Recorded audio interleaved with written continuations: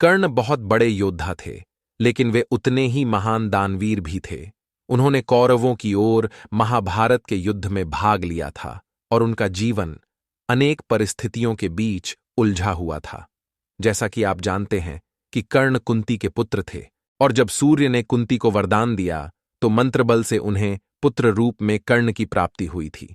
चूंकि उस वक्त कुंती अविवाहित थीं, इसलिए उन्होंने कर्ण का त्याग कर दिया और बाद में उन्हें एक रथ चालक ने पाला। रथ चालक का पुत्र होने के कारण उन्हें सूतपुत्र कहा गया।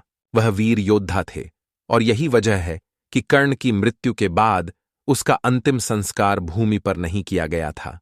दरअसल उन्होंने श्री कृष्ण से यह वरदान मांगा था कि मृत्यु के पश्चात मेरी देह का ऐसे स्थान पर अंतिम संस्कार कीजिए जहां कोई पाप ना हुआ हो। आइए जानते हैं क्या है पूरी कहानी।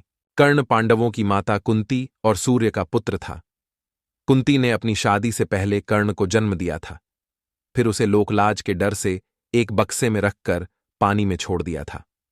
वो बक्सा एक रथ के सारथी को मिला और उसी ने कर्ण का पालन पोषण किया।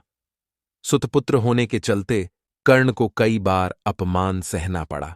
उसे समाज में इज्जत नहीं मिली।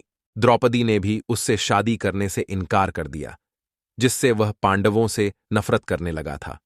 यही वजह थी कि कुंती का पुत्र होने के बावजूद कर्ण ने महाभारत के युद्ध में कौरवों का साथ दिया। एक दानवीर राजा होने के कारण भगवान कृष्ण ने कर्ण के अंतिम समय में उसकी परीक्षा ली और कर्ण से दान मांगा। तब कर्ण ने दान में अपने सोने के दांत तोड़कर भगवान कृष्ण को अर्पण कर दिए।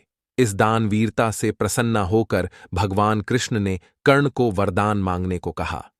कर्ण ने वरदान रूप में अपने साथ हुए अन्याय को याद करते हुए भगवान कृष्ण के अगले जन्म में उसके वर्ग के लोगों के कल्याण करने को कहा। दूसरे वरदान रूप में भगवान कृष्ण का जन्म अपने राज्य लेने को मांगा और तीसरे वरदान के रूप में अपना अंतिम संस्कार ऐसा कोई करे जो पाप मुक्त हो।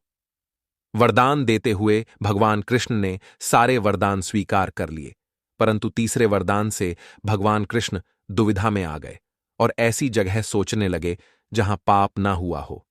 परंतु भगवान कृष्ण को ऐसा कोई जो पाप मुक्त हो यह समझ नहीं आया। वरदान देने के वचनबद्धता थी, इसलिए कर्ण का अंतिम संस्कार भगवान कृष्ण अपने ही हाथों से किया और कर्ण को दिए वरदान को पूरा किया।